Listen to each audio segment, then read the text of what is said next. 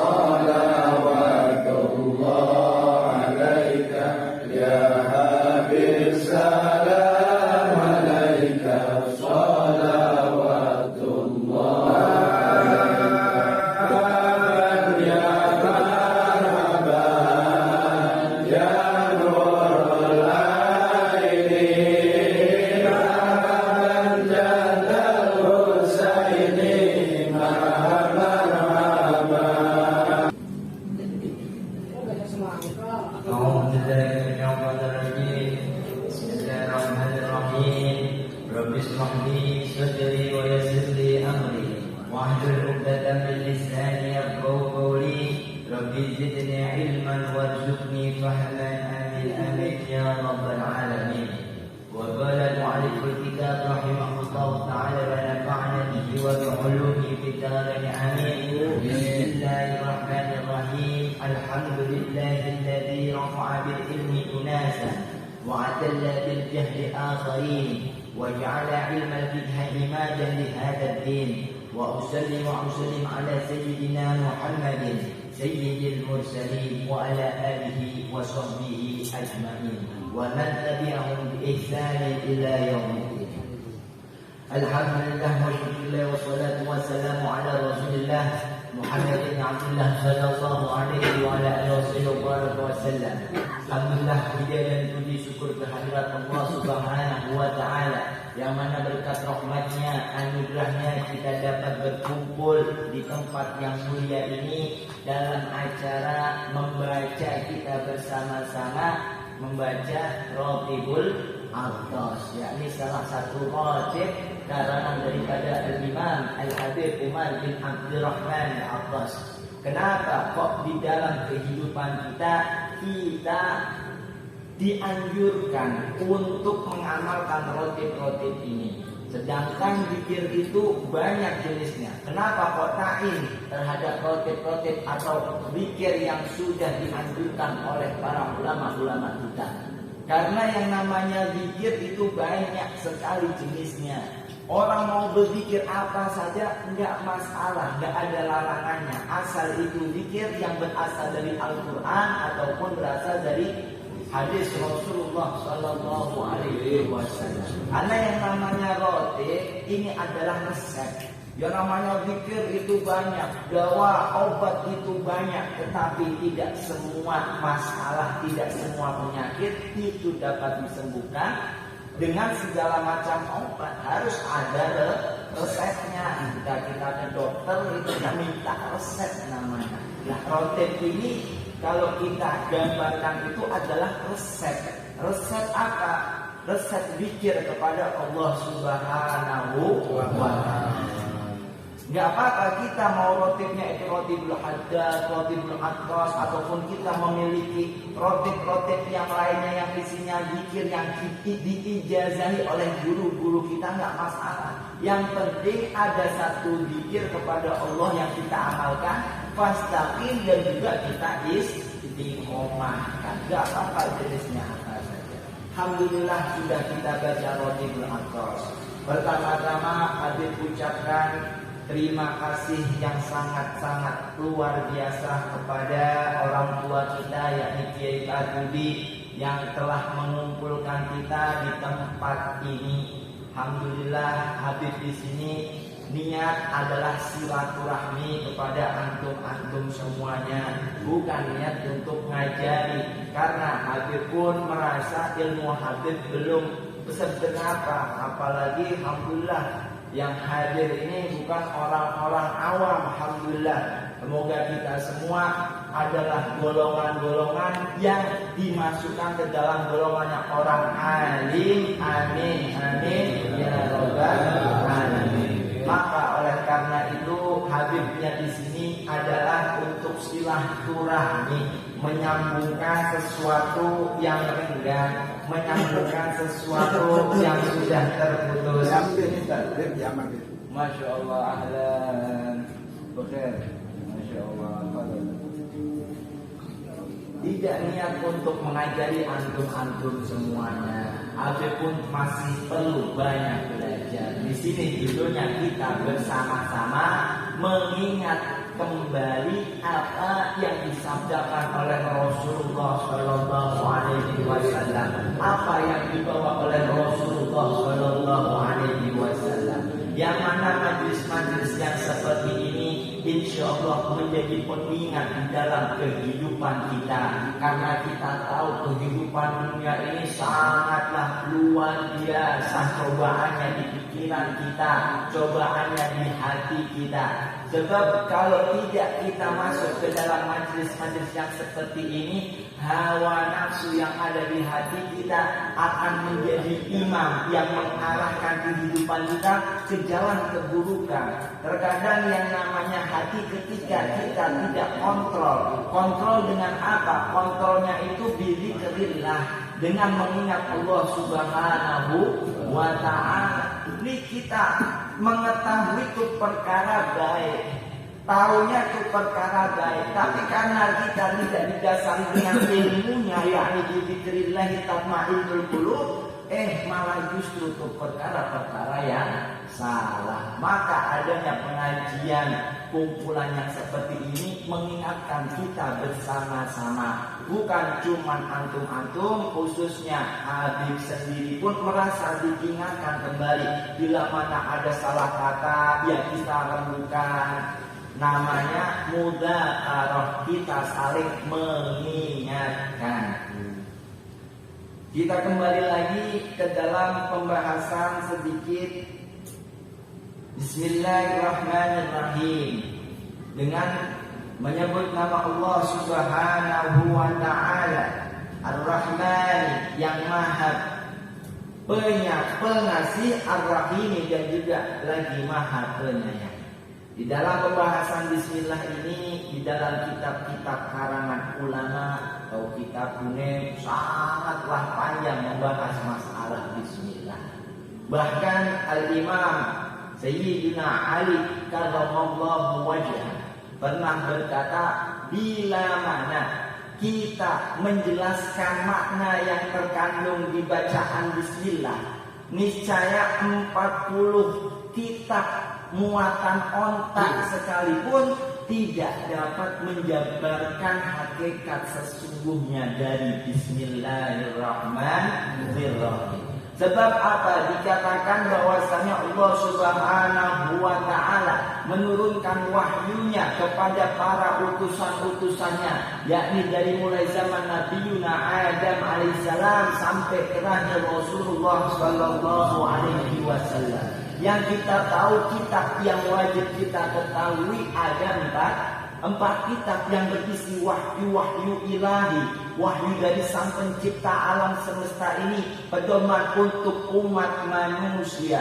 Tetapi mushaf-mushaf yang lainnya itu banyak, ada pada Nabiuna Adam alaihissalam, ada di Nabiuna Ibrahim alaihissalam, dan nabi-nabinya Allah yang lainnya, yang mana seluruh mushaf wahyu ilahi, wahyu dari sang pencipta alam semesta ini semuanya terkumpul di dalam satu kitab yang namanya Al-Quranul Karim. Satu kitab yang luar biasa. Satu kitab ini khawariqul adah, salah satu mukjizatnya Rasulullah sallallahu alaihi wasallam yang paling terbesar, yakni apa? Al-Quranul Karim.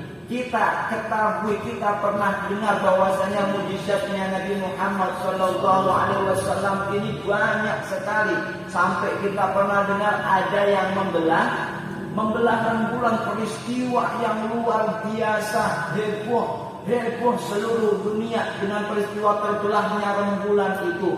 Akan tetapi mukjizat yang itu belum ada apa-apanya dibandingkan dengan Al-Quranul Karim. Sebab apa? Kalau peristiwa terbelahnya rembulan itu hanya bisa disaksikan oleh orang-orang pada zamannya. Akan tetapi mukjizat yang besar ini berupa Al-Quranul Karim bisa disaksikan keluar biasaannya pada tiap-tiap zaman sampai ila yaumil akhirah.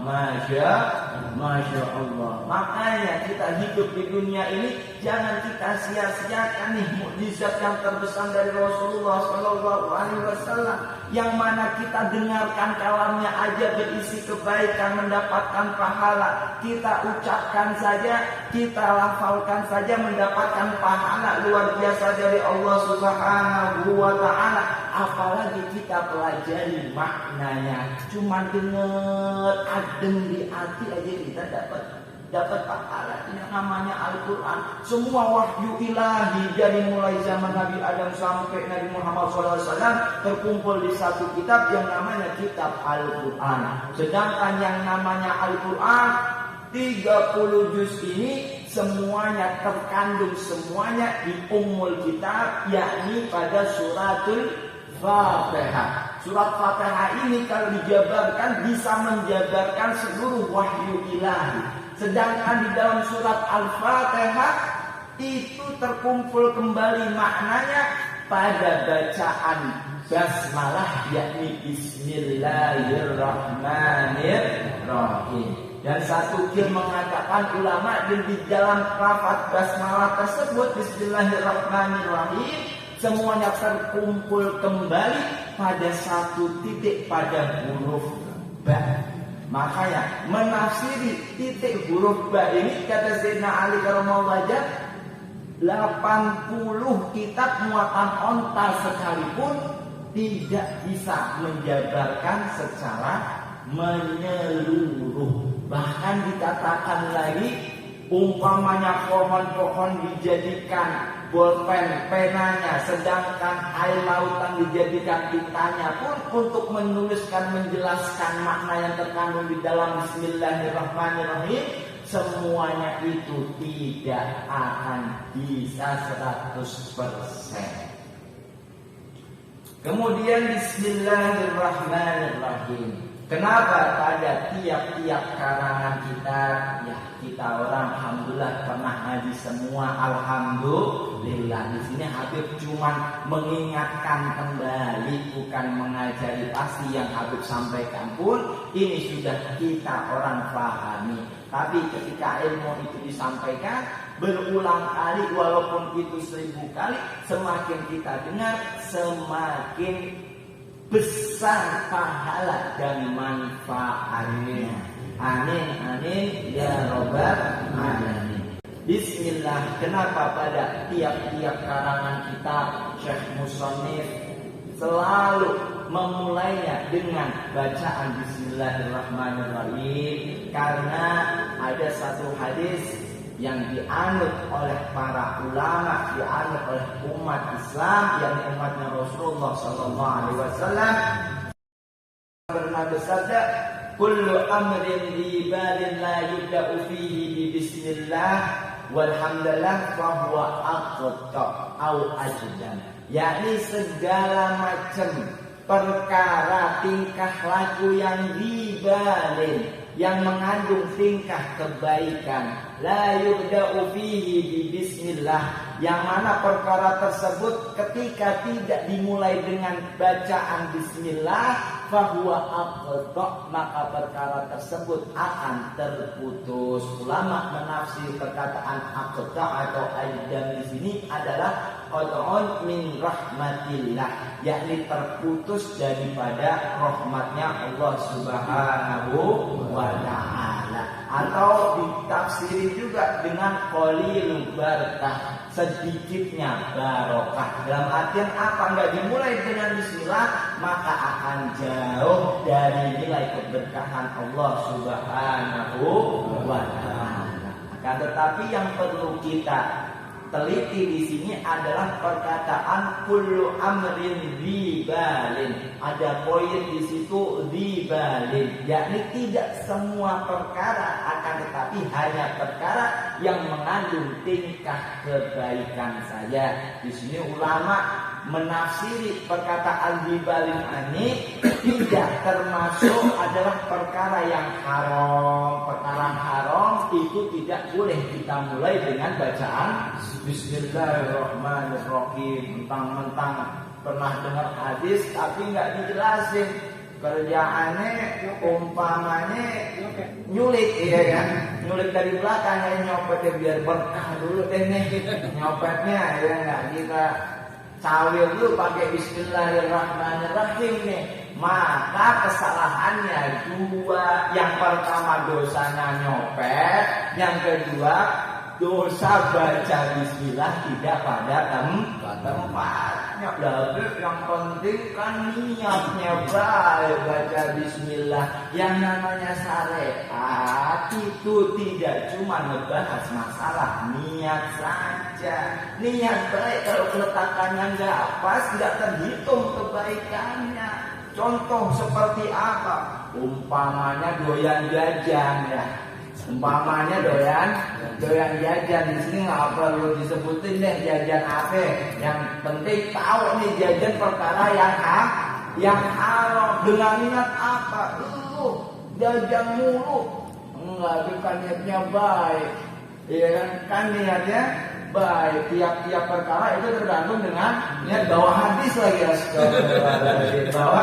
bawa hadis lagi niatnya apa? Niatnya kesian tuh beb, dia orang perlu nafkah, kerja buat keluarganya. Lah kalau kita nggak jajanin umpamanya, keluarganya mau makan apa? Kita niatnya ngebantu aja, bisa aja. Maka niat baiknya itu tidak terhitung karena ada perkara yang haram. Kembali lagi pada perkara dibalin di sini, tidak termasuk adalah perkara yang haram. Umpamanya mau minum, ya kan? Minum apa ya? Perkara yang haram. Bismillah dulu nih biar ada kuatan dikit umpamanya. Ya, dua dosa minum dosa baca bismillah nggak pada penempatannya juga.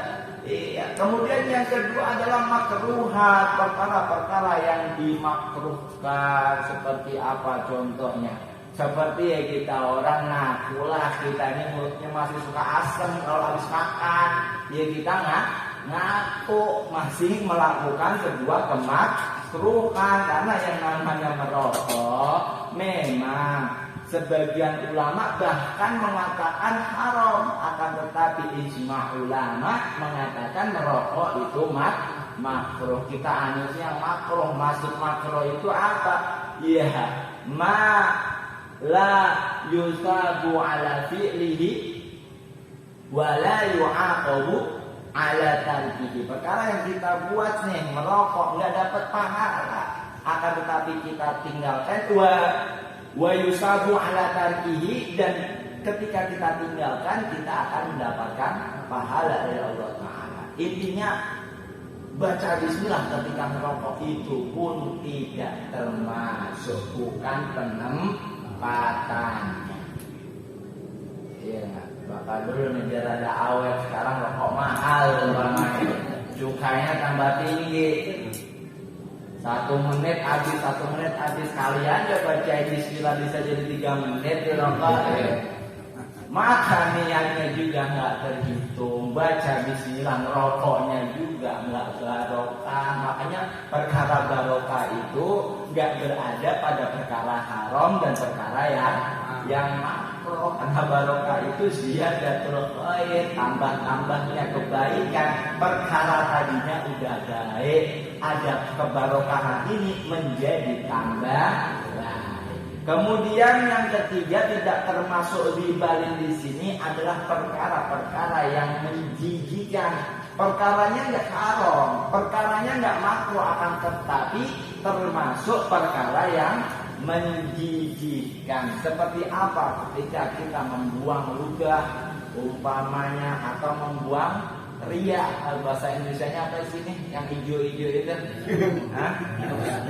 yang kadang ada cabenya itu kalau dibuang, ingus dah ya, umpamanya. Enggak boleh baca bismillah. Kenapa? Walaupun itu bukan perkara yang haram ataupun makruh, akan tetapi itu termasuk perkara yang menjijikan. Apalagi kayak buang air, mau air kecil, mau air gede, mau air sedang umpamanya, sekalipun itu pun termasuk perkara yang menjijikan.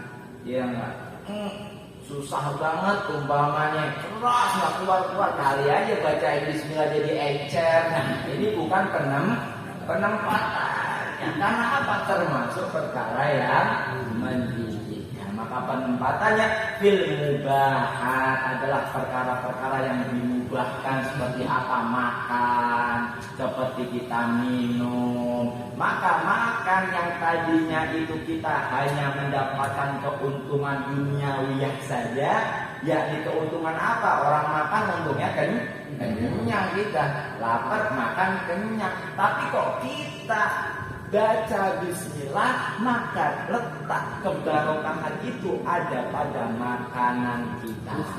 Maka makannya aja 1 butir nasinya mengandung pahala kebaikan dari Allah Subhanahu wa ta'ala. Karena apa? Dibacain bismillah.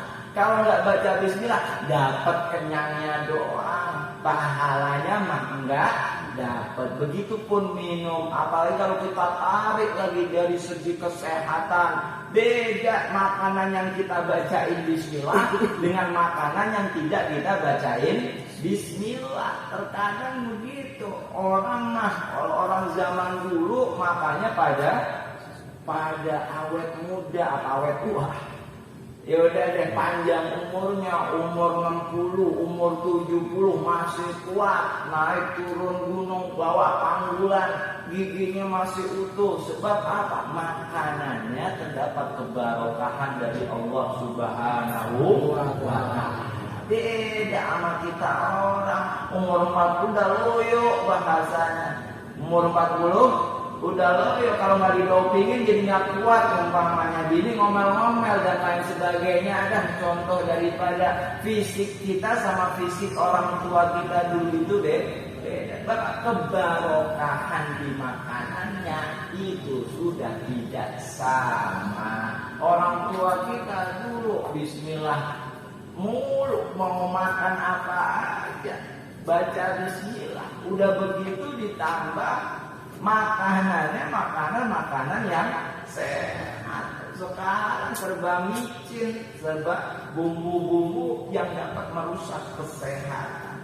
Nah, di sini pembahasan Bismillahirrahmanirrahim. Ar-Rahman, Ar-Rahim. Insyaallah pembahasan ini akan kita terangkan lagi pada pertemuan yang akan datang. Sekali lagi Habib ucapin terima kasih banyak. Habib merasa luar biasa sangat dimuliakan oleh orang tua kita yakni Kiai Karyudi dengan dipanggil bisa duduk di hadapan antum semua dalam rangka silaturahmi, menyambungkan yang merenggang, menyambungkan yang terpisah. Mudah-mudahan perkumpulan ini adalah perkumpulan yang mendapatkan keberkahan dari Allah Subhanahu wa Ta'ala, bermanfaat dunia maupun akhirat. Amin. Sekali lagi kita berdoa kepada Allah Subhanahu wa Ta'ala, semoga apa yang kita usahakan, apa yang kita upayakan pada malam hari ini semuanya mendatangkan, menurunkan rahmatnya Allah Subhanahu wa Ta'ala, menurunkan rahmatnya Allah Subhanahu wa Ta'ala, dan yang terpenting menurunkan ridhonya Allah Subhanahu wa Ta'ala. Amin amin ya rabbal alamin. Sekian saja, kurang lebihnya mohon maaf sebesar-besarnya. Bila mana ada kesalahan baik dari lisan ataupun hal hadis, wallahu a'lam bishawab. Wassalamualaikum warahmatullahi wabarakatuh.